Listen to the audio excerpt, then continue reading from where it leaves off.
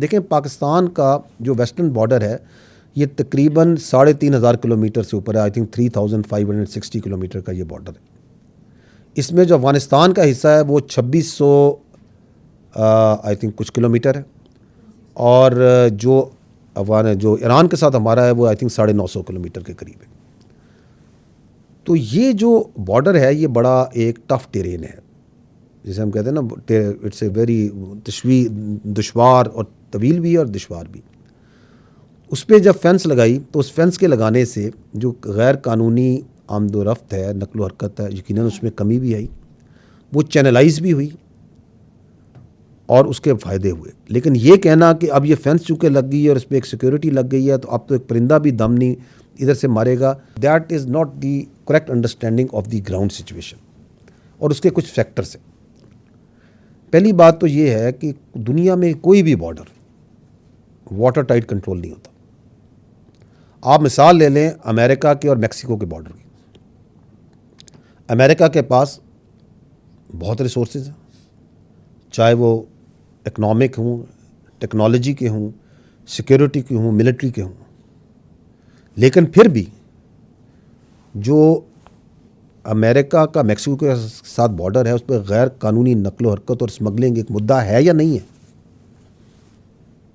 इसके मुकाबले में आप पाकिस्तान अफगानिस्तान का बॉर्डर देखें, मैंने आपको बताया कि वेरी टफ टेरेन, और हमारे पास तो ना वो इकनॉमिक रिसोर्सेज है, ना उतना पैसा है, ना वो टेक्नोलॉजी है, ना हम कोई क्लेम करते हैं कि हमारे सैटेलाइट ऊपर से एक सुई भी देख लेते हैं जो हरकत कर रही होती है, ना उस तरह हमारे ड्रोन्स फिर रहे हैं पूरे इलाकों में, ना हमारे पास उस तरह की बाकी जो रिसोर्सेज होते हैं वो मौजूद है।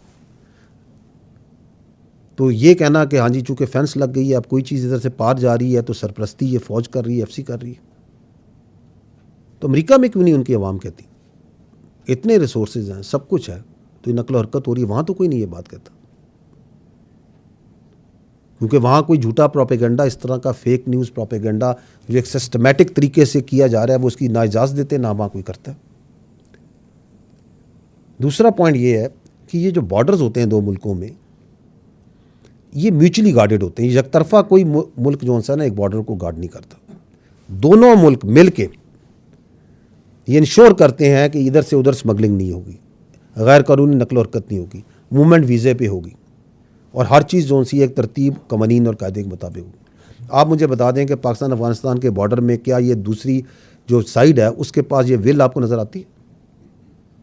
ये वन डॉक्यूमेंट रजीम वीज़ा हम इम्प्लीमेंट करते हैं, उधर से तो कोई विल नहीं है। और अगर नंबर्स की बात की जाए तो पाक अफ़गान जो बॉर्डर है इसके ऊपर आई थिंक 1457, आई थिंक 1400 से ऊपर 1452 या 1457, 1400 आई थिंक 52 के करीब पाकिस्तान की चेक पोस्टें हैं,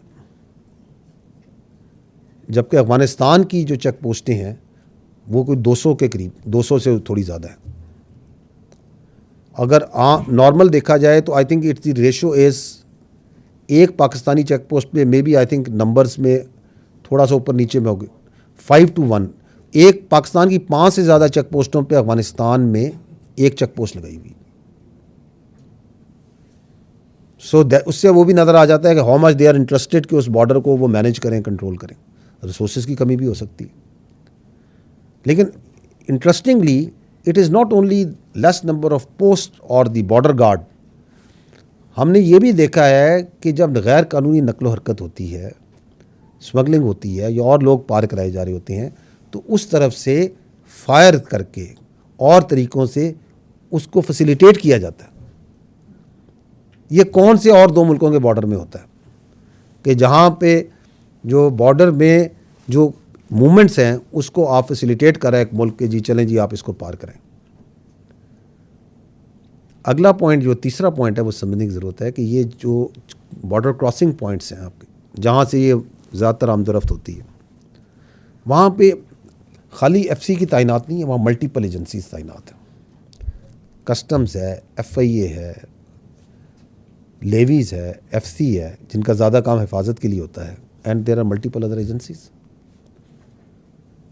और ज़रूरत इस अमर की है कि उनके ऊपर एक सेंट्रल इंतज़ामी ढांचा बनाया जाए। ताकि ये जो बयानिया बनाया जाता है कि ये इसको पार कराएं, ये पार कराएं, तो एक सेंट्रल अथॉरिटी बनाई जाए जो ऑथराइज भी हो, अथॉरिटी भी हो और जो रिस्पॉन्सिबल भी हो, और इंटर डिपार्टमेंटल कोऑर्डिनेशन भी बेहतर होगी।